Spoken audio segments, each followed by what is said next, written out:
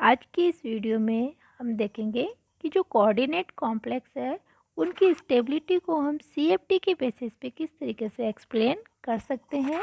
CFT आपका crystal field theory है जिसमें bonding in complex metal to ligand जो कॉम्प्लेक्स है उनकी जो बॉन्डिंग है स्टेबिलिटी है उसको हम किस तरीके से एक्सप्लेन कर सकते हैं। जनरली अगर हम बात करें सीएफटी की तो ये आपका कोई मेटल है और ये लिगेंड है।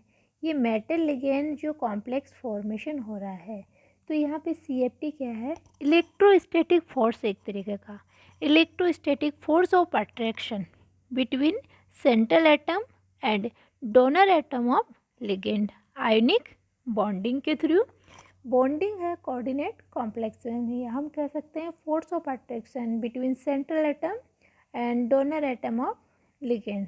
एंड सेकेंड इम्पोर्टेंट पॉइंट क्या है यहाँ पे, according to CFT there is no intermixing of orbital of central atom and donor atom of ligand, no covalent bonding. यहाँ पे इंटरमिक्सिंग ऑफ ऑर्बिटल पॉसिबल नहीं है according to CFT। And third point की अगर हम बात करें तो जो CFT है मेनली आपकी एक्सप्लेन करती है D orbital on metal ion या सेंट्रल एटम हम बोल सकते हैं।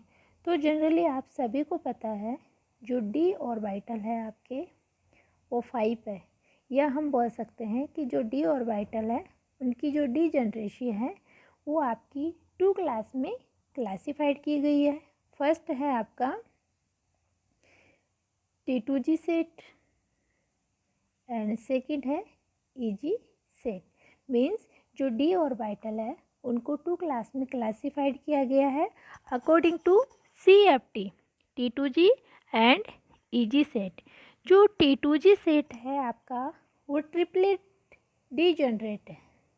T2G सेट आपका ट्रिपलेट डी जनरेट है जिसमें आपका DXY, DYZ, DZX ऑर्बिटल आएंगे।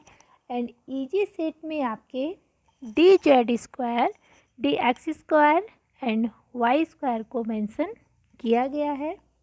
नेक्स्ट हम बात करते हैं जो D orbital octahedral field of ligand. Octahedral की बात करें तो हम जो डी ऑर्बिटल आपके टोटल 5 है जिसमें आपका ये जो फर्स्ट है DX² Y² एंड DZ², ये जो 2 ऑर्बिटल है ये आपके हैं along the axis and remaining आपकी जो 3 डी ऑर्बिटल है DXY, DZX, DYZ, ये है आपके बिटवीन द एक्सिस। अगर इन लॉब्स की हम पोजीशन बात करें तो T2G जो सेट है ये T2G सेट इसको हम बोलते हैं। T2G सेट में आपके DXY, DZX, DYZ लोब्स जो है in between the axis and 2 orbital के अलोंग द एक्सिस ये पोजीशन है, ये आपको पता होनी चाहिए। नेक्स्ट अगर हम बात करें जो डी ऑर्बिटल्स एंड जो मेटल्स हैं, जैसे यहाँ पे ये कोई फ्री मेटल आयन है एंड यहाँ पे average energy of D orbital in field of ligand simple है एंड ये आपका एनर्जी बैरियर है। अब यहाँ पे हम बात करें तो जो डी ऑर्बिटल है वो आपके 5 होते हैं। आप सभी को पता है CFT के बेसिस पे जब आपको कोऑर्डिनेट कॉम्प्लेक्स की स्टेबिलिटी को एक्सप्लेन करना है तो फर्स्ट ऑफ आपको मेटल आयन में जो नंबर ऑफ डी ऑर्बिटल है वो इस तरीके से 5 मेंशन करने हैं, 1 2 3 4 5। मीन्स हम कह सकते हैं कि ये आपका D5 है। अब ये D5 क्या हो रहा है, स्प्लिट हो रहा है 2 सेट में। फर्स्ट है आपका EG सेट, विच सेट EG सेट। सेकंड है आपका T2G सेट एंड ये जो मिडल में है ये है आपका एनर्जी बैरियर।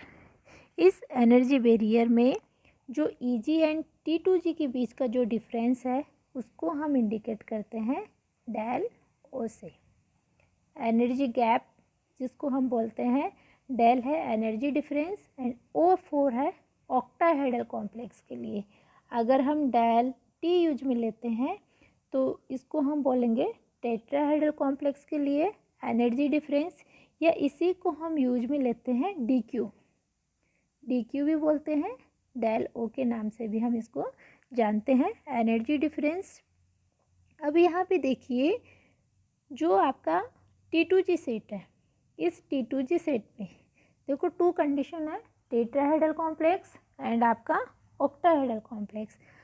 जब हम बात करें ऑक्टाहेड्रल कॉम्प्लेक्स, ये जो एनर्जी लेवल डायग्राम है CFSE का, वो ऑक्टाहेड्रल कॉम्प्लेक्स है। ऑक्टाहेड्रल कॉम्प्लेक्स में EG अपर साइड में रहेगा, T2G सेट लोअर साइड में रहेगा, ध्यान रखें। एंड टेट्राहेड्रल केस में क्या होता है, आपका T2G ऊपर रहता है, EG आपका नीचे रहता है। ये मेन डिफरेंस है, ये ऑक्टाहेड्रल के लिए है, ये आपका टेट्राहेड्रल के लिए।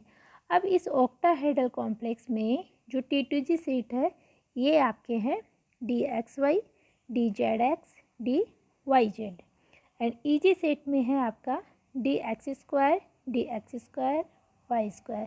पहला क्वेश्चन तो यही पूछ लिया जाता है, EG set and T2G set में कौन कौन से डी ऑर्बिटल आपके यूज में लिए जाते हैं। उसके बाद में देखिए ये जो एनर्जी डिफरेंस है, ये हमारे D5 ऑर्बिटल है, इनकी हमने स्प्लिटिंग की तो ये हमारे T2G सेट है एंड ये हमारा EG सेट है। ओके, तो यहाँ पे जो T2G EG सेट की हम बात करें तो ये जो एनर्जी बैरियर है, यहाँ पे जो T2G सेट है उसके लिए हम यूज में लेते हैं 0.4, और ये 0. माइनस में लेना है आपको, -0.4, एंड T2G सेट के लिए आपको प्लस में यूज में लेना है, +0.6।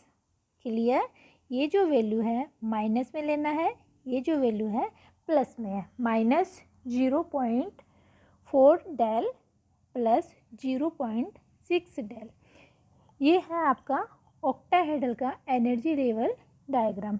अगर हम बात करेंगे टेट्राहेड्रल के लिए तो हमारा क्या हो जाएगा, ये जो T2G सेट है ये अपर एंड ये जो EG सेट है ये आपका लोअर डायरेक्शन में आ जाएगा। तो अभी सिर्फ हम ऑक्टाहेड्रल कॉम्प्लेक्स की बात कर रहे हैं। उसके बाद में जितने भी ऑक्टाहेड्रल कॉम्प्लेक्स है उनमें इलेक्ट्रॉन को जब हम फिल करते हैं तो उनको हम किस तरीके से फिल करेंगे वो हमें पता होना चाहिए। देखिए यहाँ पे filling of electron in octahedral complex, मैं आपको कुछ कॉम्प्लेक्स के बारे में बता देती हूँ। Filling of electron in octahedral complex, octahedral complex में इलेक्ट्रॉन को किस तरीके से फिल कर सकते हैं, इसके लिए हमारे पास 2 कंडीशन है, del O greater than P and second condition है del O less than P। Filling of electron in octahedral complex 2 condition है, del O greater than P condition first.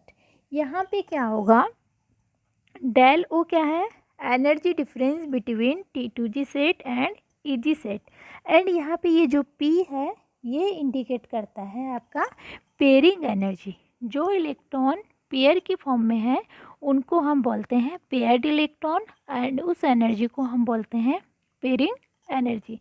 अब यहाँ पे देखिए ये वाली जो कंडीशन है मेनली अप्लाई होती है स्ट्रॉन्ग फील्ड की कंडीशन में, या हम कहेंगे डेल O ग्रेटर देन जब P होगा उस कंडीशन में इलेक्ट्रॉन की पेयरिंग होगी। उस कंडीशन में क्या होगी, इलेक्ट्रॉन की पेयरिंग होगी।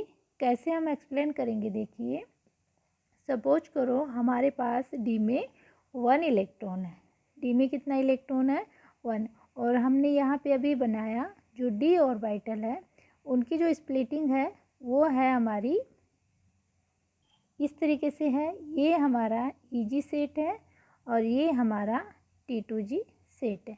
अब ये D में जो 1 इलेक्ट्रॉन है ये कहाँ पे जाएगा? सबसे पहले यहाँ पे आएगा। ओके, तो हमारा जो कॉन्फ़िगरेशन है वो क्या हो जाएगा?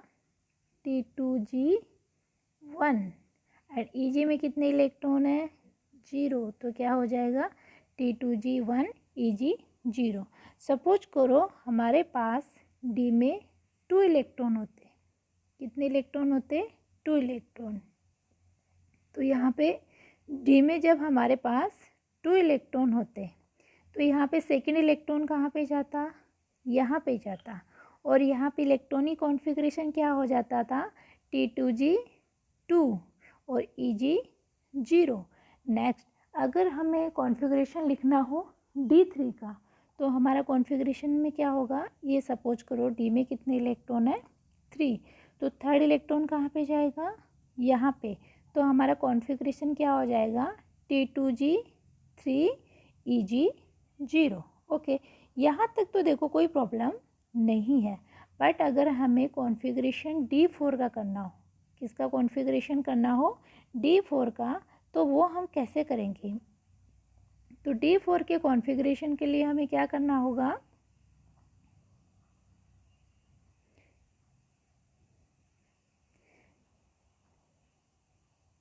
ये हमारा D4 है। अब देखिए हमने 1 2 3 1 2 3 3 इलेक्ट्रॉन को फिल कर लिया। अब हमारे पास प्रॉब्लम ये है कि जो 4 नंबर का इलेक्ट्रॉन है वो T2G सेट में मेंशन करें या EG सेट में हम मेंशन करेंगे, तो वो हमारा डिपेंड करता है डेल ओ की वैल्यू पे। तो ऑलरेडी आपको पहले से ही कंडीशन दी हुई है del O greater than P।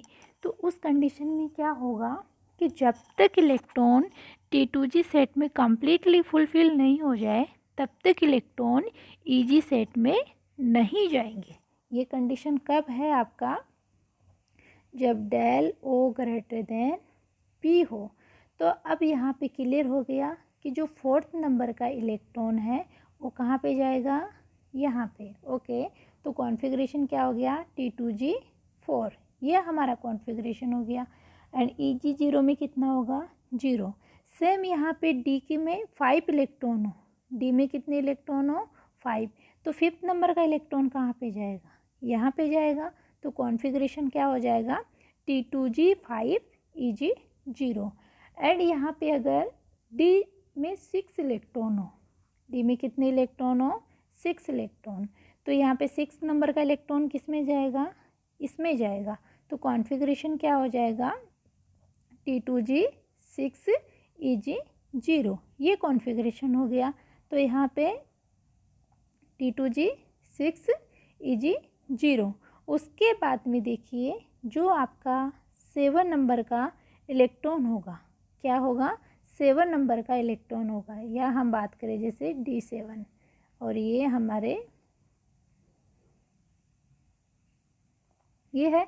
अब D7 हमें पता है 1 2 3 4 5 6। अब T2G सेट हमारा कम्प्लीटली फुलफिल है। तो 7 नंबर का इलेक्ट्रॉन किस में जाएगा? EG सेट में। और कॉन्फ़िगरेशन क्या हो जाएगा? T2G6 EG 1। ओके, ऐसे ही अगर हमारे पास D8 हो, कितना हो बेटा? D8। तो यहाँ पे 8 नंबर का इलेक्ट्रॉन कहाँ जाएगा? इसमें जाएगा, बिकॉज T2G सेट क्या है? कम्प्लीटली फुलफिल है। तो कॉन्फ़िगरेशन क्या हो जाएगा? T2G6 EG 2। एंड अगर D9 हो, D9 हो हमारे पास, तो यहाँ पे इलेक्ट्रॉन जाएगा। अगर D10 हो तो इलेक्ट्रॉन कहाँ पे जाएगा आपका? यहाँ पे जाएगा। इस तरीके से आप क्या कर सकते हो? इलेक्ट्रॉन की पेयरिंग को एक्सप्लेन कर सकते हो। ये कंडीशन कब है आपका? जब del O greater than P हो। इस कंडीशन में क्या होगा? जब तक T2G सेट में 6 इलेक्ट्रॉन फिल नहीं होंगे तब तक 7 नंबर का इलेक्ट्रॉन EG सेट में नहीं जाएगा। ये कंडीशन है आपकी del O greater than P। लेकिन अगर हम बात करें P greater than del O, उस कंडीशन में क्या होगा आपका? जैसे T2G1 T2G2 T2G3 तक तो सेम रहेगा, बट अगर T2G4 जैसे हम बात करें D4 की, D4 मतलब D में 4 इलेक्ट्रॉन हो, तो हमारे पास कंडीशन क्या होगा? देखो हमारे पास कंडीशन क्या होगा, 1 इलेक्ट्रॉन, 2 इलेक्ट्रॉन, 3 इलेक्ट्रॉन। अब 4th नंबर का इलेक्ट्रॉन T2G में जाएगा या EG में जाएगा, ये हम बताएगा ये वाला फॉर्मेट। अब यहाँ पे हमें मेंशन किया हुआ है कि pairing energy dominate del O. तो इस कंडीशन में क्या होगा, जो 4th नंबर का इलेक्ट्रॉन है वो EG सेट में जाएगा। किस में जाएगा? EG सेट में। फिर उसके बाद में 5th नंबर का इलेक्ट्रॉन किस में जाएगा? EG में। मीन्स सब पहले एक एक इलेक्ट्रॉन अनपेयर्ड होंगे, उसके बाद में इलेक्ट्रॉन की पेयरिंग स्टार्ट होएगी। ये है आपका ऑक्टाहेड्रल कॉम्प्लेक्स में इलेक्ट्रॉन को हम किस तरीके से फिल कर सकते हैं। उसके बाद में अगर हम बात करें टेट्राहेड्रल कॉम्प्लेक्स की, तो टेट्राहेड्रल जो कॉम्प्लेक्स है वो क्या है आपके? ऑलवेज हाई स्पिन कॉम्प्लेक्स है। क्या है? Tetrahedral complex it's always high spin complex. कैसे हैं आपके? High spin complex, because pairing energy dominate compare to del T. ये क्वेश्चन पूछ लिया जाता है कई बार कि क्या टेट्राहेड्रल कॉम्प्लेक्स लो स्पिन का फॉर्मेशन करते हैं? तो नहीं, tetrahedral complex always form high spin complex because pairing energy greater than compare to del T. Del T क्या है? T2G एंड EG के बीच का जो एनर्जी बैरियर डिफरेंस है उसको इंडिकेट करेगा।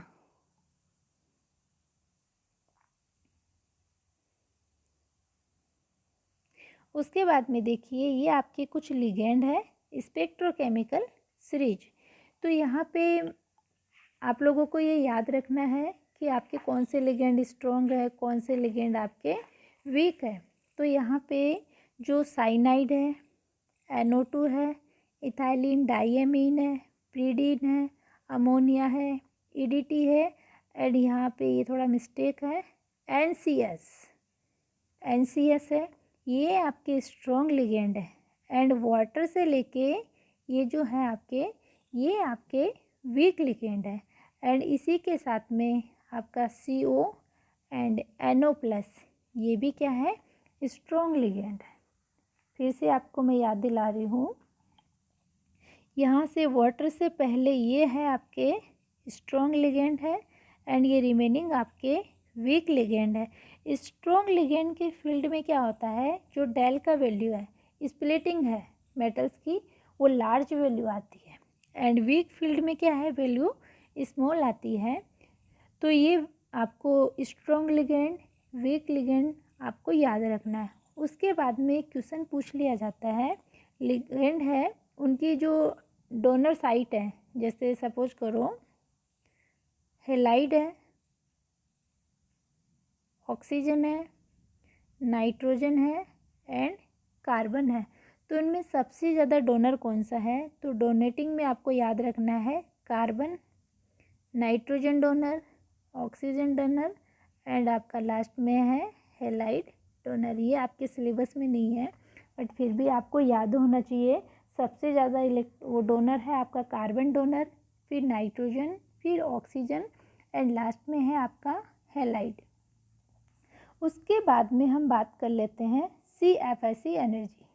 किसकी बात करें? CFSE, crystal field stabilisation energy. ये क्या करती है? क्रिस्टल फील्ड स्टेबलाइजेशन एनर्जी की जो वैल्यू है आपकी नेगेटिव हो सकती है, 0 हो सकती है, बट कभी भी पॉजिटिव नहीं होगी। ध्यान रखिए, CFSE का वैल्यू आपका नेगेटिव हो सकता है, 0 हो सकता है, बट कभी भी पॉजिटिव नहीं होगा। Third point, CFSE increase thermodynamic stability. आपकी जो CFSE है, किसी भी सिस्टम की जो थर्मोडायनेमिक स्टेबिलिटी है उसको इंक्रीज करती है। Means higher the CFSE, more will be the thermodynamic stability of the complex। CFSE का वैल्यू आपका जितना ज़्यादा होगा थर्मोडायनेमिक्स स्टेबिलिटी भी कॉम्प्लेक्स की क्या होगी, उतनी ही ज़्यादा होगी। और आपको एक बात और मैं बता दूं, CFSE का वैल्यू साइन पे डिपेंड नहीं करता है। जैसे मैं आपको एक एग्जांपल सॉल्व करवाती हूँ, which one of the following have maximum CFSE। Question क्या है मेरा, which one of the following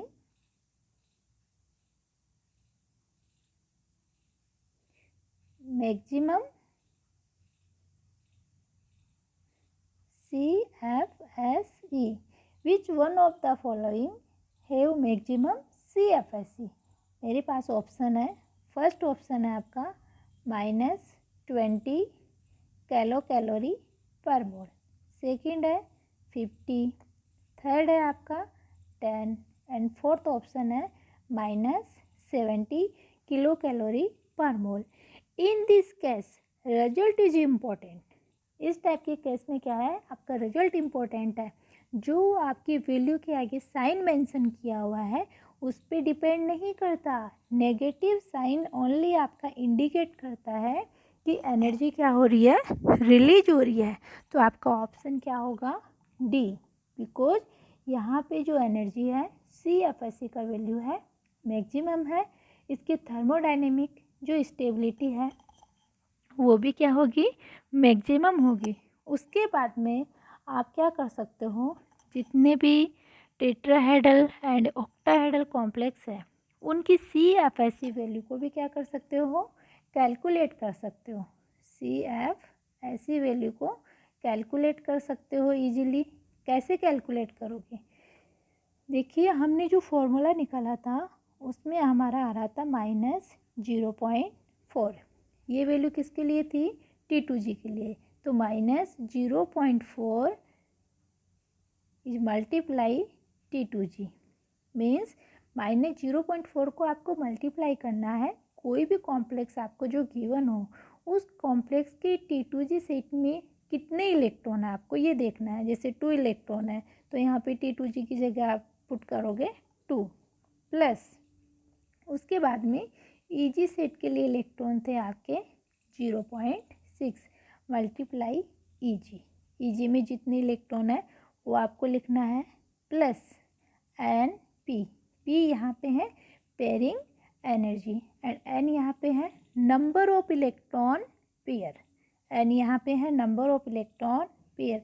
तो इसके बेसिस पे आप CFSE का जो वैल्यू है उसको क्या कर सकते हो, कैलकुलेट कर सकते हो। जैसे फर्स्ट एग्जांपल मैं आपको सॉल्व करके बताती हूँ। हमारे पास कोई d ऑर्बिटल है, उसमें 2 इलेक्ट्रॉन है। सपोज करो कोई भी कॉम्प्लेक्स है ऑक्टाहेड्रल, उसमें d में 2 इलेक्ट्रॉन है और मैं आपसे बोल रही हूँ कि इसका जो CFSE है वो कैलकुलेट करना है। तो हमारा फॉर्मूला क्या था अभी, -0.4 मल्टीप्लाई 2 इलेक्ट्रॉन है। तो देखो जब तक इलेक्ट्रॉन T2G सेट में फिल नहीं होंगे तो इलेक्ट्रॉन EG में जाएंगे नहीं, तो ये 2 इलेक्ट्रॉन किस में आ जाएंगे, EG में। 2 प्लस 0.6, अब EG सेट में कितने इलेक्ट्रॉन होंगे, 0, बिकॉज 2 इलेक्ट्रॉन थे वो आपके T2G सेट में फिल हो गए। तो इसका वैल्यू कितना आ गया, 0। और इसका जो N number of paired electron कितने हैं, 0 है। तो पेयरिंग एनर्जी भी आपका क्या होगा, ये टर्म 0। अब यहाँ पे देखिए 0.6 को मल्टीप्लाई करेंगे तो 0। इट मीन्स इस कॉम्प्लेक्स का जो CFSE वैल्यू है वो कितना आएगा, -0.8 डेल O। इसी तरीके से आप D3 के लिए भी कैलकुलेट कर सकते हो। D3 के लिए कितना आ जाएगा, -0.4 3 इक्वल टू -1 2 ये आएगा। अब हम बात करते हैं कॉम्प्लेक्स की। तो देखिए हमारे पास फर्स्ट कॉम्प्लेक्स है COF6 और ऊपर है चार्ज 3। तो यहाँ पे ये जो कोबाल्ट है, आप सभी को पता है कि कोबाल्ट का एटॉमिक नंबर कितना होता है, 27। तो कोबाल्ट का एटॉमिक नंबर 27 है, तो ये क्या हो गया 3d7 4s2। एंड यहाँ पे कोबाल्ट का ऑक्सीडेशन स्टेट कितना आ रहा है +3। इट मीन्स s के 2 इलेक्ट्रॉन चले जाएंगे और d का 1 इलेक्ट्रॉन यहाँ से चला जाएगा, तो कॉन्फ़िगरेशन क्या रह गया 3d6। और ये किसके लिए है कोबाल्ट +3 के लिए। क्लियर, कोबाल्ट +3 के लिए इलेक्ट्रॉनिक कॉन्फ़िगरेशन क्या आ गया 3d6। उसके बाद में हमने कॉन्फ़िगरेशन देख लिया। अब हम देखेंगे कि जो लिगेंड है वो स्ट्रॉन्ग है या वीक है। अब यहाँ पे फ्लोरीन है, फ्लोरीन आपका वीक लिगेंड है। अब वीक लिगेंड के प्रेजेंस में आपको पता है इलेक्ट्रॉन का पेयरिंग नहीं होता है। क्या होगा इलेक्ट्रॉन का पेयरिंग नहीं होगा। तो यहाँ पे देखिए, यहाँ पे डी में हमने कितने इलेक्ट्रॉन फिल किए 6 इलेक्ट्रॉन, बिकॉज कोबाल्ट में इलेक्ट्रॉन कितने आया 3d6। अब इलेक्ट्रॉन की पेयरिंग नहीं होगी, इसी को मैं यहाँ पे अच्छे से एक्सप्लेन कर देती हूँ।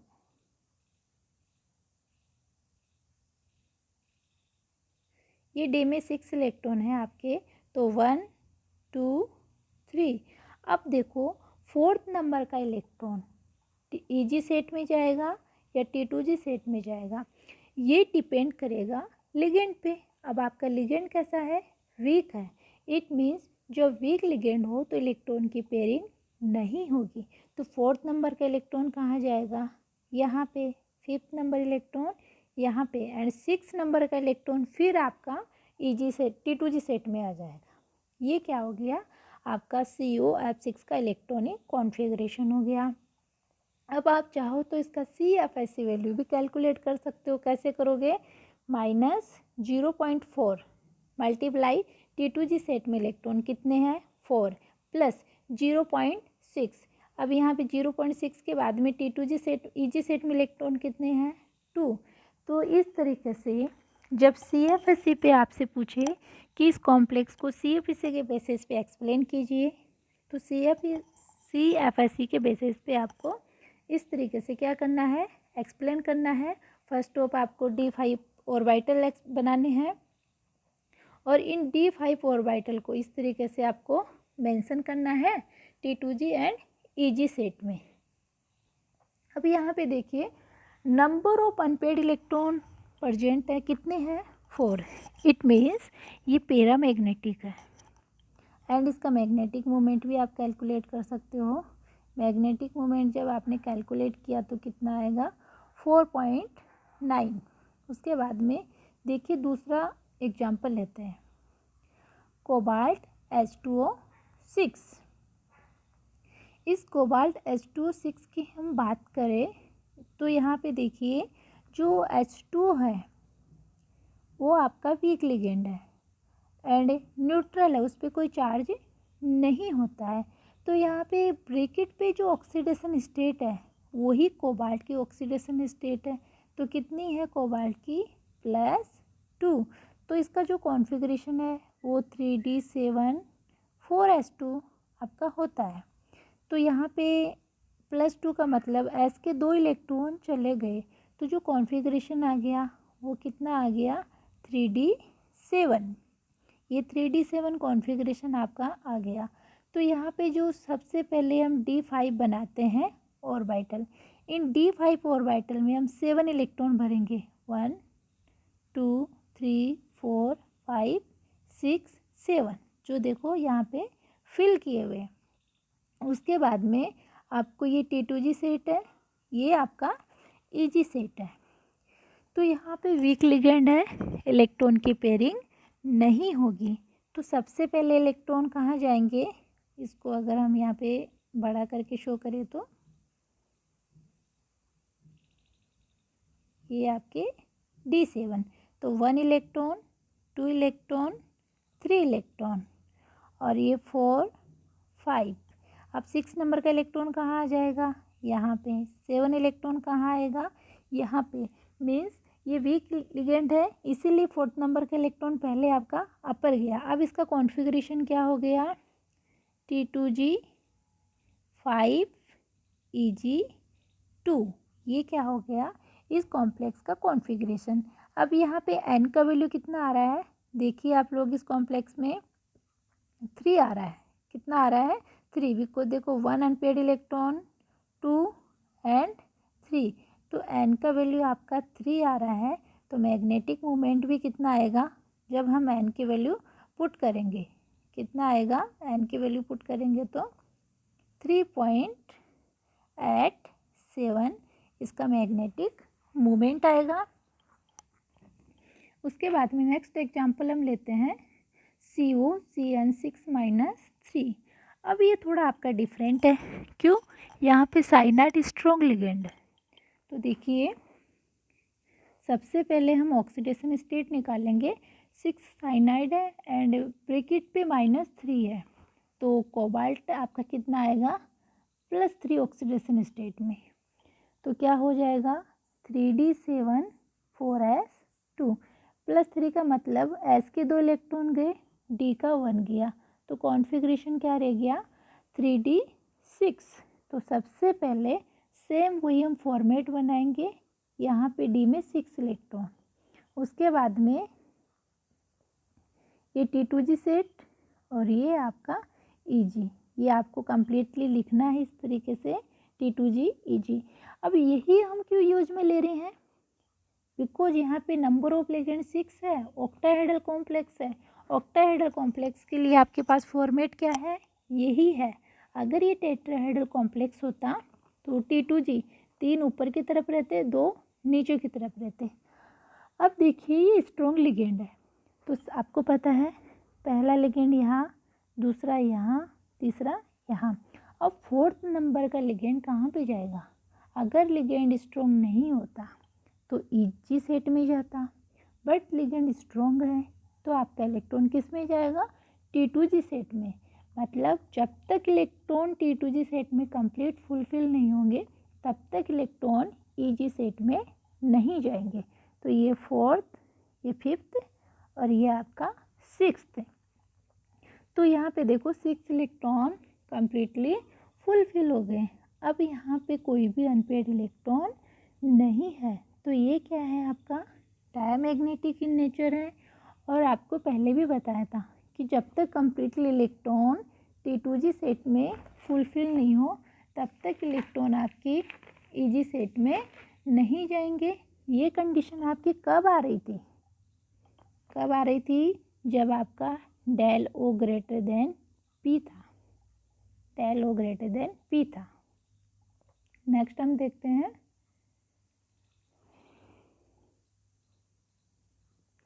FeH2O6+2। तो यहाँ पे Fe जो है +2 ऑक्सीडेशन में है, बिकॉज H2O न्यूट्रल लिगेंड है। +2 का मतलब S के 2 इलेक्ट्रॉन चले गए और D में कितने इलेक्ट्रॉन रह गए, 6। H2O वीक लिगेंड है, मतलब इलेक्ट्रॉन की पेयरिंग नहीं होगी, तो ये D में 6 इलेक्ट्रॉन यहाँ फिल किए, ये आपका T2G, ये आपका EG सेट। अब देखो T2G में इलेक्ट्रॉन 1 2 3। अब 4th नंबर का इलेक्ट्रॉन कहाँ जाएगा, EG में, because H2O is the week ligand. 4 5th 6 number का इलेक्ट्रॉन कहाँ जाएगा, यहाँ पे जाएगा। अब इसके बेसिस पे आपसे बोले कि मैग्नेटिक बिहेवियर आप कैलकुलेट कीजिए CFSE के बेसिस पे। तो पहले आपको इस तरीके से डायग्राम बनाना है, उसके बाद में यहाँ पे आपने देखा कि नंबर ऑफ अनपेयर्ड इलेक्ट्रॉन कितने हैं, 4। तो 4 के लिए मैग्नेटिक मोमेंट आ जाएगा आपका 4.9 बोर मैग्नेट्रॉन। इसी तरीके से FeCN6 का भी आप कर सकते हो। उसके बाद में देखिए ये आयरन कॉम्प्लेक्स के लिए है, ये भी सेम उसी तरीके से है।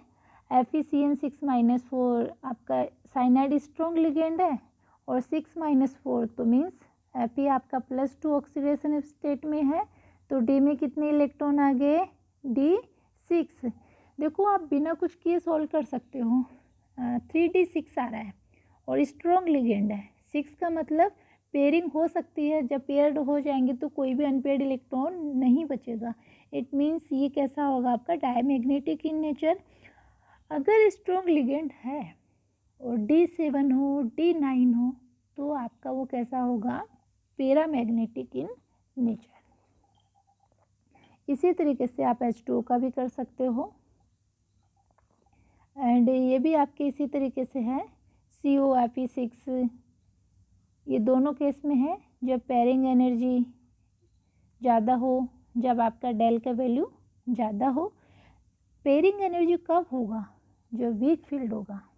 एंड स्ट्रॉन्ग फील्ड में क्या होगा? डेल का वैल्यू आपका ज़्यादा होगा, यहाँ पे पी का वैल्यू ज़्यादा होगा। ये वीक लिगेंड, ये आपका स्ट्रॉन्ग लिगेंड। उसके बाद में देखो, ये है आपका टेट्राहेड्रल के लिए। अभी आपको मैंने बता दिया था टेट्राहेड्रल में आपका T2G ऊपर रहता है, EG आपका नीचे रहेगा, बस यही डिफरेंस है। पर जब भी हम टेट्राहेड्रल की बात करते हैं तो जैसे हम ऑक्टाहेड्रल में T2G लगा रहे थे, टेट्राहेड्रल में हम ओनली T2 और E लिखेंगे। G आप लगाओगे तो आपका रॉन्ग हो जाएगा, बिकॉज टेट्राहेड्रल में जनरेसी नहीं होती है, तो ओनली आपको T2 और E मेंशन करना है। G जनरेट वर्ड को यूज में नहीं लेना है। और आपका साइन भी चेंज हो जाएगा। साइन में क्या चेंज होएगा? जो आप -0.4 प्लस 0.6 यूज में ले रहे थे, तो ये -0.6 हो जाएगा और 4 किस में कन्वर्ट हो जाएगा? +4 में कन्वर्ट हो जाएगा। इस तरीके से आप क्या कर सकते हो? टेट्राहेड्रल एंड ऑक्टाहेड्रल के एग्जाम्पल सॉल्व कर सकते हो। ये आपका क्रिस्टल फील्ड थ्योरी था जो मैंने आपको अच्छे से एक्सप्लेन कर दिया है। आज की इस वीडियो में इतना ही।